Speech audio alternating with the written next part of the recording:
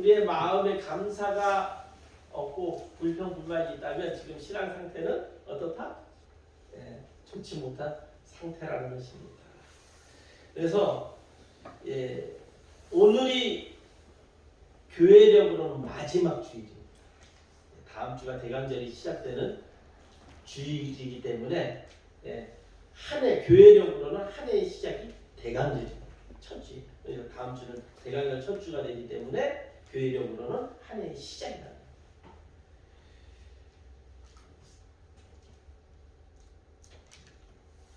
왜 교회력에서 추수감사절을 제일 마지막에 하게 하였을까요? 제 생각에는 한 해를 마무리하면서 감사로 끝을 맺는 것이 복된 백성이 참 복을 받는 마무리가 될 수 있기 때문에 하나님께서 추수감사절을 제일 마지막에 놓지 않았나 이렇게 생각해 봅니다. 감사를 하는 자만이 복을 받을 수 있는 조건이 되기 때문에 그래서 하나님께서도 감사를 잊지 않는 백성들을 늘 낮에는 구름 기둥으로 밤에는 불 기둥으로 인도해 주셨습니다. 그래서 바울도 데살로니가 교회를 향하여 어떻게 얘기했습니까? 항상 기뻐하라, 쉬지 말고 기도하라, 범사에 감사하라. 이것이 그리스도 예수 안에서 너희를 향하신 하나님의 뜻이니라. 항상 기뻐하고 쉬지 말고 기도하고 범사에 감사하는 것이 하나님의 뜻이다 라고 말씀해 주셨습니다. 오늘 본문은 사도 바울이 이 감옥에 갇혀 있었어요. 골로새 교회 성도들을 향해 이 감옥에서 지금 편지를 쓰고 있습니다. 당시 골로새 교회는 이단의 미혹과 잘못된 가르침으로 교회가 흔들리고 있었어요. 그래서 사도 바울은 그들의 신앙을 경고케 하고 그들을 어떻게 사는 것이 바르게 사는 것인지 가르치기 위해서 이 서신을 기록한 것입니다. 골로새서 3장 1절에 보면 그러므로 너희가 그리스도와 함께 다시 살리심을 받았으면 위의 것을 찾으라. 너희가 예수 그리스도를 믿고 하나님을 믿었으면 이 세상 것을 찾는 것이 아니라 위의 것을 찾으라는 거예요. 다시 말하면 이 말씀은 구원받는 성도들이라면 차원이 다른 삶을 찾으라는 거예요. 세상 사람들과 똑같이 걱정하고 똑같은 그 가운데 산다면 믿는 자와 믿지 않는 자는 차별이 없는 것입니다. 세상 사람들은 땅의 것을 추구하며 살지만 그리스도와 함께 살리심을 받은 우리들은 어디 거? 땅의 거? 위의 것을 찾으라는 거예요. 그래서 위의 것을 찾는 삶 중에 여러 가지가 있는데 그 중에 하나가 어떤 조건에서도 감사할 수 있는 것.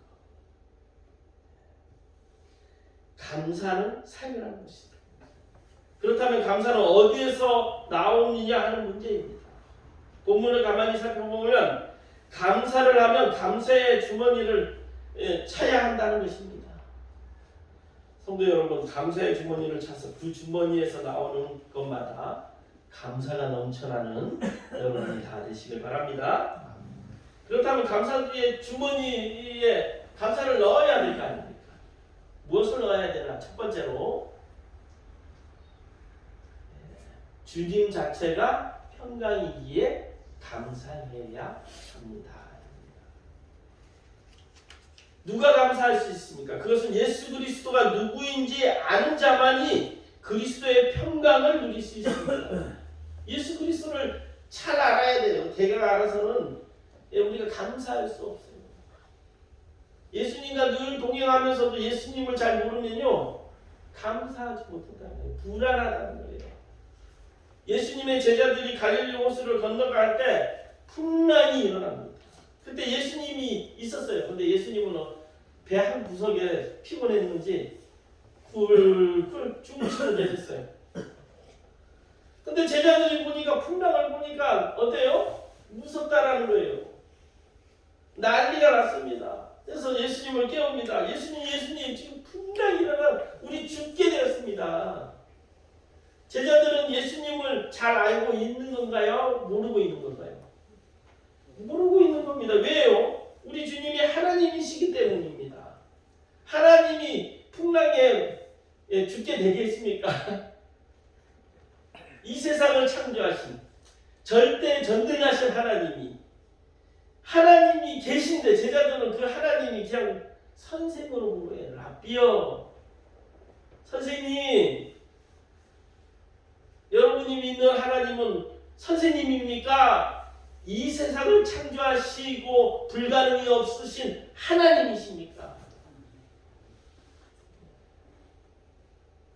그래서 풍랑일 때 제자들이 우리 죽게 되었습니다. 어떻게 할까요? 예, 믿음이 없는 자들아, 왜 걱정하느냐? 하면서 예수님이 한마디 하죠. 파도야 잔잔해져라. 잔잔해지는 거예요. 이 세상 만물을 주관하시는 하나님의 아들 예수 그리스도가 계신데 뭐가 문제입니까? 근데 우리의 신앙 상태도 마찬가지예요. 주님이 함께 계시는데도 그냥 앞에 보이는 그 두려움만 보고 그냥 벌벌벌벌. 여러분 주님과 함께하면 걱정할 것이 없습니다. 우리 따라해볼까요? 주님과 함께하면 걱정할 것이 없습니다. 주님과 함께하면 걱정할 것이 없습니다. 예, 이 세상을 다스리는 주님과 함께함을 여러분 믿으시길 바랍니다. 그러면 주님의 평안의 손길로 늘 인도하시기 때문에 우리가 평안을 누릴 수 있습니다. 예수님은 죽음 직전에서도 십자가에 대해 주님의 그 모습을 볼 수 있어요. 아, 역시 우리 주님이 하나님의 아들이구나, 하나님이시구나 알 수 있어요. 우리 주님은 그 엄청난 십자가를 져야 하는 사실을 알고도 예루살렘으로 올라가셨어요. 두려움을 피하지 않으셨어요. 그리고 그 고통 가운데 십자가를 지신 것을 제자들에게 알려주셨어요.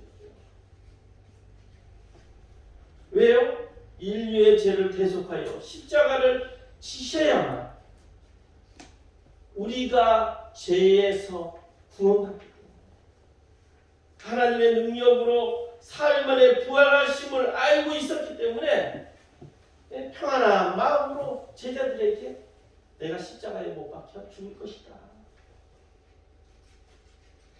그래서 십자가의 길을 피하지 아니하셨습니다. 오히려 주님은 제자들에게 자신이 십자가에 못 박혀 죽게 될 것이라는 말을 하였을 때 두려워하는 제자들을 위로해 주셨어요. 평안을 너에게 주노라.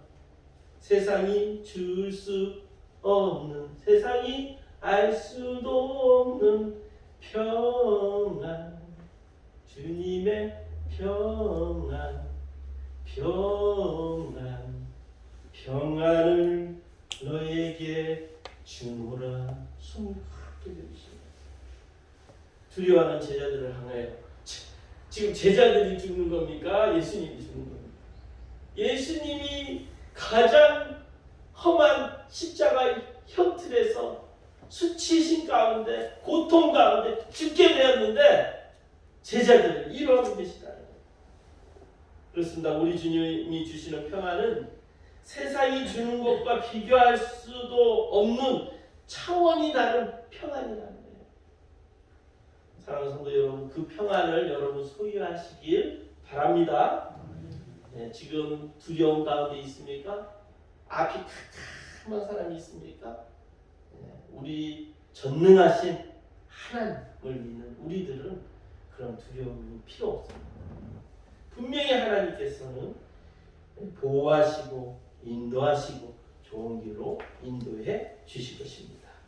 두 번째로는 감사는 우리 속에 말씀이 풍성히 거할 때 나타난다는 것입니다.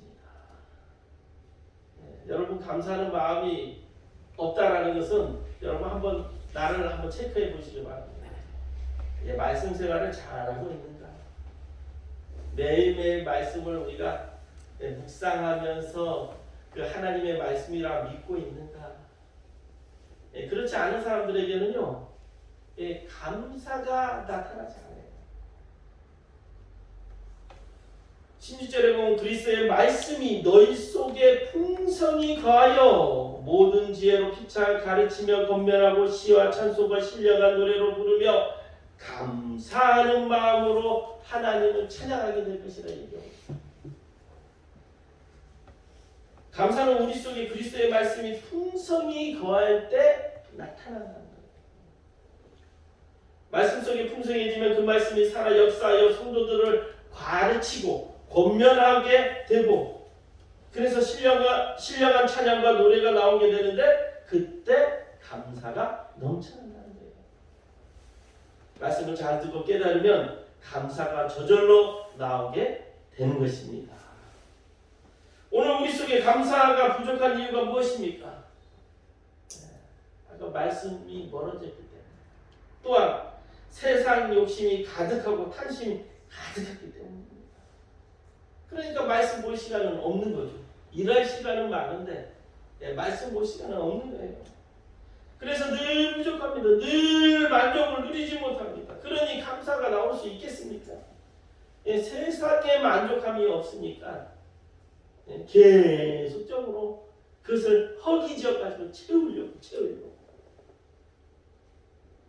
그러나 그리스도의 말씀이 우리 속에 풍성해지면 세상이 어떻게 되든 상관없이 만족함이 있습니다. 그 말씀으로 말미암아 은혜가 넘쳐나게 되고 감사가 넘쳐나게 되는 것입니다. 아내와 남편이 심히 싸워서 아내는 집에 에이 나 교회 안 가. 그래서 남편은 그래도 체면이 있어가지고 어쩔 수 없이 내가 장로인데 가야지 가지고 교회 갔다고 합니다. 교회 마치고 남편이 와가지고 먼저 아내에게 먼저 여보 미안해 탁 하면서 내가 당신을 사랑해 이렇게 했다고. 그러니까 아내가 도대체 설교에서 어떻게 들었길래 그런가. 그런데 남편이 여보 근데 당신이 교회 갔다 왔는데 많이 변했네. 어떤 설교했는데 그래. 근데 남편이 대답하지 않는 거예요. 그래서 다음 주에 아내가 딱 까가지고 설교 주고 전 주고를 딱 봤더니 여러분 아시죠? 무엇일 것 같습니까? 원수를 내 몸같이 사랑하라. 이렇게 말씀대로 살면 가정이 평안해지고 감사가 넘치게 됩니다. 사랑하는 성도 여러분 명심하십시오. 주의 말씀이 임하면 그 사람의 삶과 인생이 변화됩니다. 성경에 등장하는 인물들은 우리가 크게 다르지 않습니다. 여러분 예수님의 제자들이 대부분 이스라엘의 작은 갈릴리 호수의 작은 마을에 사는 사람들이었어요.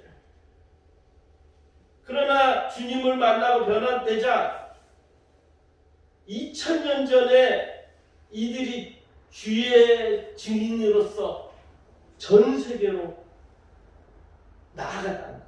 복음을 전하기. 2000년 전이에요. 여러분 2000년 전이면 우리나라가 어떤 시대인지 아세요?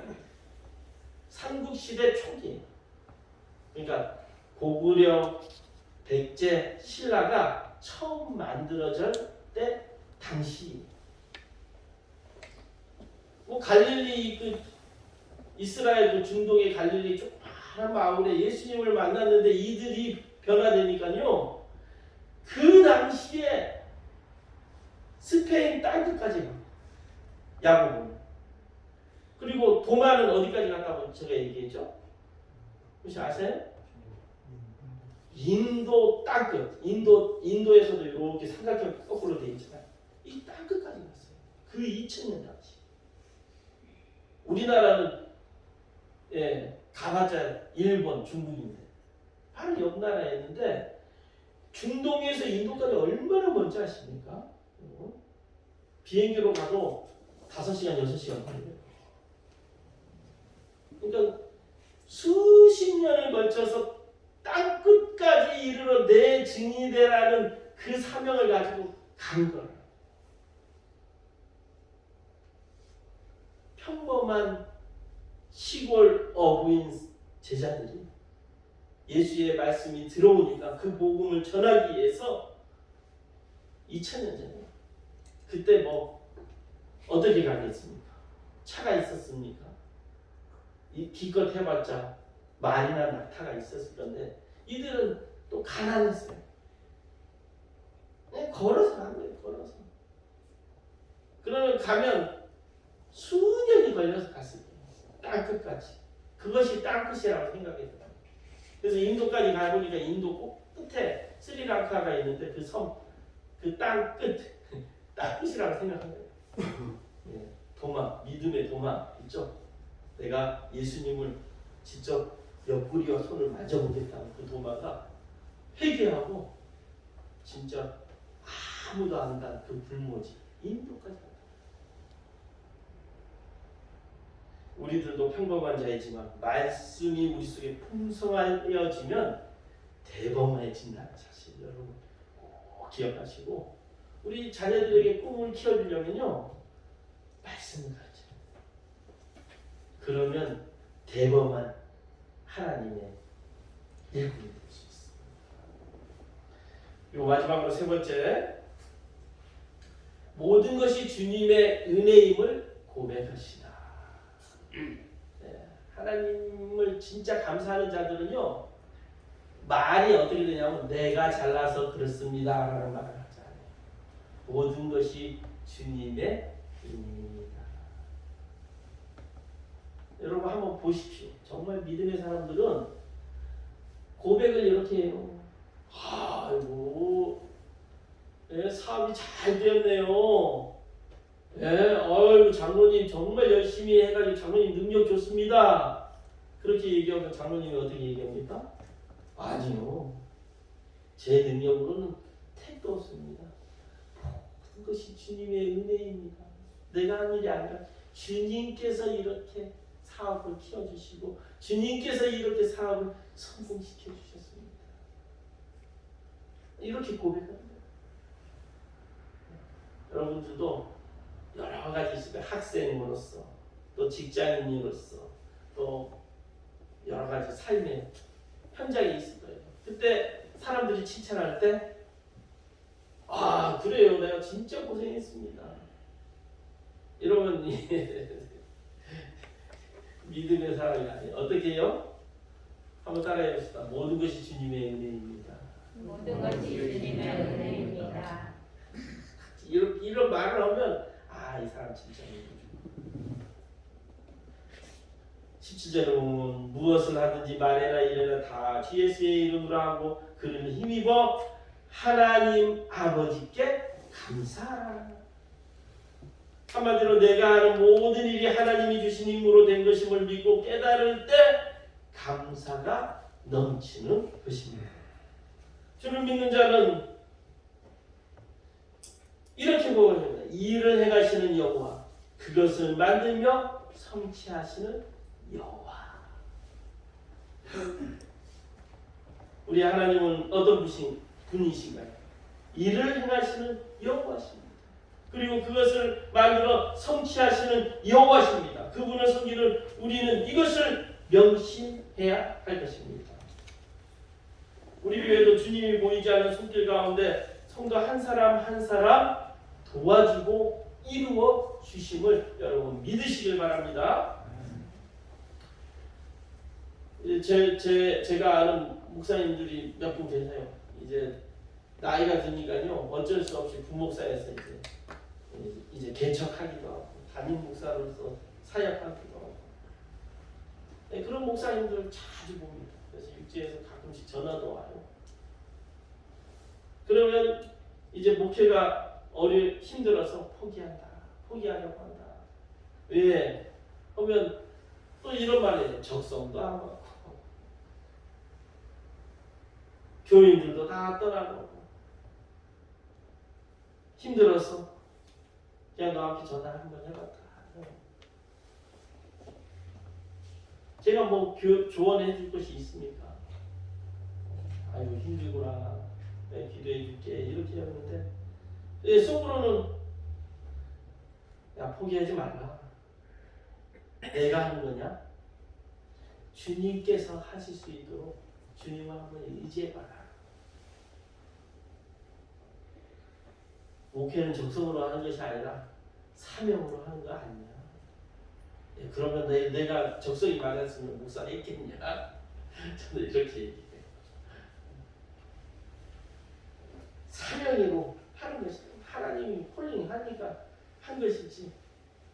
그래서 나 같은 사람도 목회자로 세워주시니 감사함으로 십자가를 질 수 있는 것이다 라고 얘기합니다.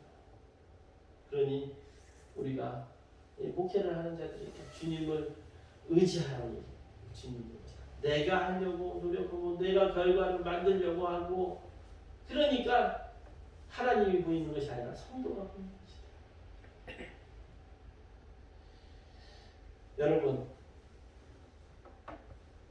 여러분 이 교회 다니면서 행복합니까? 예수 믿으면서 행복합니까? 내가 하려고 하지 마시고요. 주님께서 하실 수 있도록 여러분 주님을 온전히 의지하며 나아가는 내 마음대로 교회를 움직이려고 하면 안 돼요. 우리는 주님의 움직이는 교회였잖아요. 교회의 머리는 누구라고? 내가 아니라 예수 그리스도이십니다. 근데 내가 머리가 되려고 하니까 내 마음대로 생각한 것들이 교회에서 잘 이루어지지 않으니까 내 성도들한테 싸움도 나고 불평 불만이 나는 것이 아닙니다. 교회의 머리이신 예수님께 온전히 맡기시고 나에게 맡겨진 일에 최선을 다한다면 감사가 넘쳐날 것입니다. 사랑하는 여러분, 감사함으로 예수님을 믿으시길 축원합니다. 하나님은 천하 민물만도 못한 나를 창세전부터 아시고 택하여 하나님의 백성으로 삼아주셨어요. 그리고 불러 몸된 교회에 일꾼으로 세워주셨습니다. 이것이 얼마나 큰 은혜입니까? 사랑하는 성도 여러분, 감사는 능력입니다. 그런데 내 능력이 아닌 하나님이 주신 감사 주머니를 갖고 있기만 한다면 능력이 나오고 또 하나님께서는 그런 감사하는 자를 통하여 감사 주머니에서 그 감사를 꺼내어 사용해 주실 것입니다. 우리 문제를 풀어보겠습니다. 1번 뭐뭐를 아는 자는 복 받을 수 있는 조건이 있다. 감사를 아는 자는. 2번 주의 뭐뭐가 임하면 그 사람의 삶과 인생이 변화됩니다. 말씀. 3번 주님께서 내가 하는 모든 일을 주관하신다고 믿고 행해야 감사가 넘칩니다.